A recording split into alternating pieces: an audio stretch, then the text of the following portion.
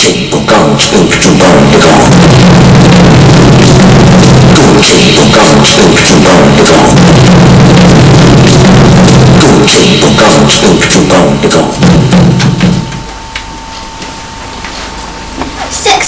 Zealanders die each day of heart disease. That's more than half my class at school. 3 people out of every 10 die of a heart attack.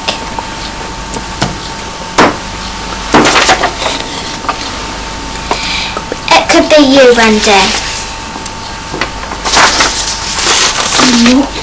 There is no cure for heart attacks, but they can be prevented. Hi, my name is Courtney. Welcome to Courtney's World. Let's look at heart disease and how to keep your heart healthy. Hi honey, I'm home. Yeah honey, have a beer.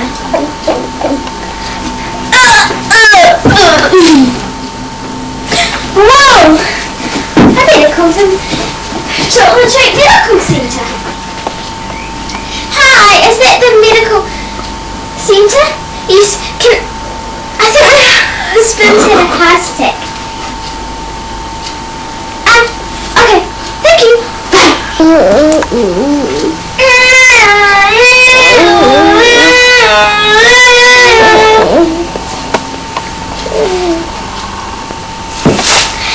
Are you in pain? Yes, Where's the pain? in my chest. Do you feel faint? Yes, You're sweetie, let's check your pulse. Oh, it's all over the place. Sir, I think you've had a heart attack.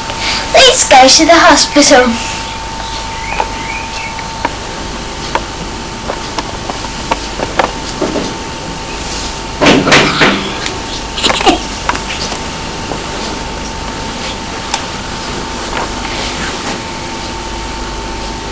It will be alright, sir. We'll have you fixed in no time. Patient is ready for surgery. Let me go and operate.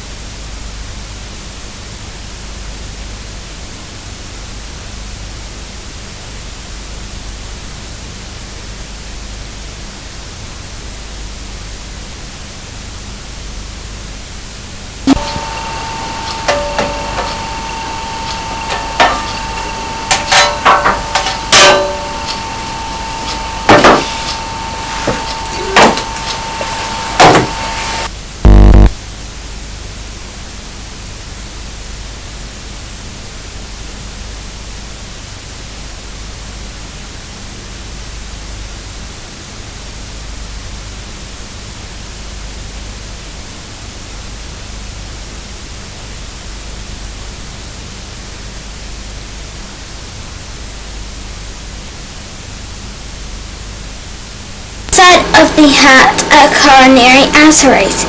If these arteries get blocked, the heart muscle doesn't get any oxygen or nutrients and quickly dies.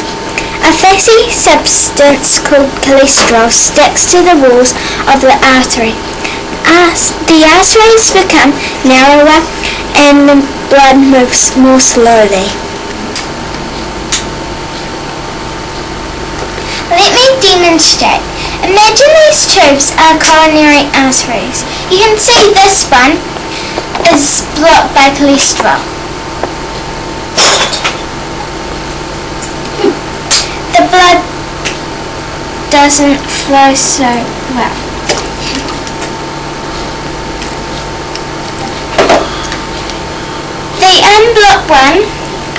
The unblocked artery flows through easily.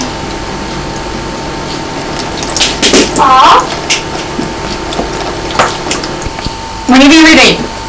Sometimes the cholesterol breaks off and stops blood flow altogether. This is a heart attack. Cholesterol is a fatty substance that comes from animals, for example, eggs, butter, cream, meat, chicken, milk, and cheese. To avoid having a heart attack, you need to lower your cholesterol by eating less cholesterol containing food and by eating more plant oils, nuts, fish, veggies and salad. Healthy food pyramid is a good guide to follow. You eat most of cereals, bread, vegetables and fruit. You eat moderately of milk, cheese, yogurt, poultry, and eggs, meat, fish and nuts.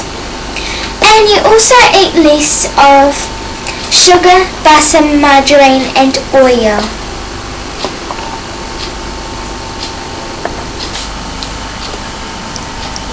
Hopefully now you know a bit more about heart attacks. I can't put the heartbeat in the patient, so I'm going to ask an expert, my mum actually, to chop it up and tell us how it works. About the heart, Mum? Certainly, Corny. Okay. You told everyone before about these little arteries on the outside, eh? Okay.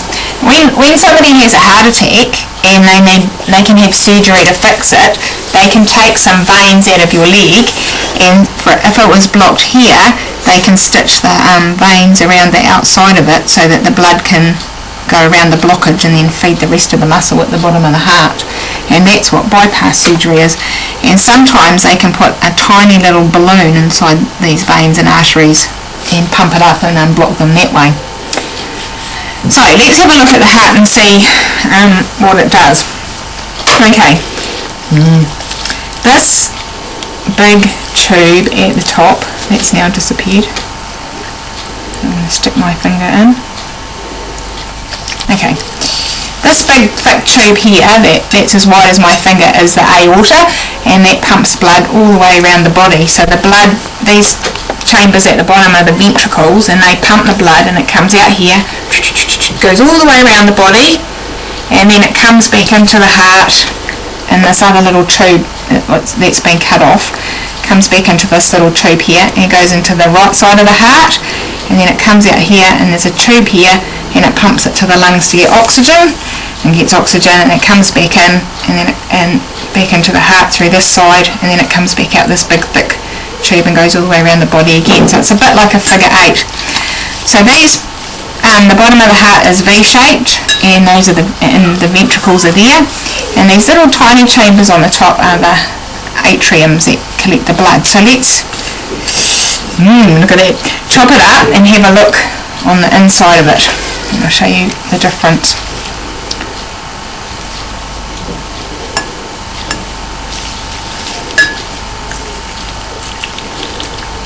Be really good if we had bobby scissors.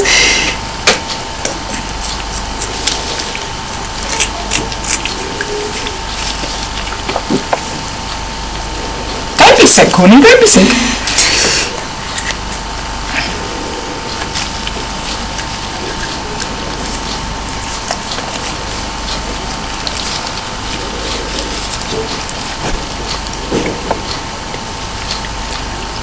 Stinky.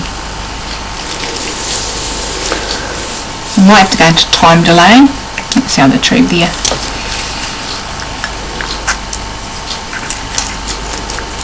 Oops. Okay, this. I'll just grab it. This is the right side of the heart, and it pumps blood. It's just going to carry blood from the heart to the lungs to get oxygen, and the wall of the heart's only this thick, hasn't got much muscle at all, because it doesn't have to pump the blood very far at all. On the left hand side, the left hand side of the heart has to pump the blood all the way around the body, and the muscle on that side is that thick, because it has to pump the blood, has to pump it really hard to get it all the way around the body. You can see, so the ventricles have quite thick muscle, and these little bits at the top that receive the blood are only very thin, because they just have to collect the blood and then they send it down to these bottom chambers. You can see these blood vessels, so that was the one coming back from the lungs. There's quite a few little holes and things in it. These things are tendons, and they close off a little valve in the heart, so that stops the blood going backwards. It's like a little door, and every time your heart beats, it's the little valves making the noise, bop, bop, bop, bop. And they just open up, let the blood go out, and then they close, and the blood can't go backwards. So it can only go one way through the heart. Heart's actually two pumps working side by side, and one side, the left side pumps the blood all the way around the body, and the right side just sends the blood to the heart. Your heart works 24 hours a day without stopping. What would happen if it stopped beating? If it had a little rest and went, I'm tired, what would happen? You die. You'd die, that's right. So your heart pumps enough blood in a day to fill up a road tanker, like a big petrol tanker. Not Brown Courtney, a petrol tanker. I hope you learnt more about heart attacks.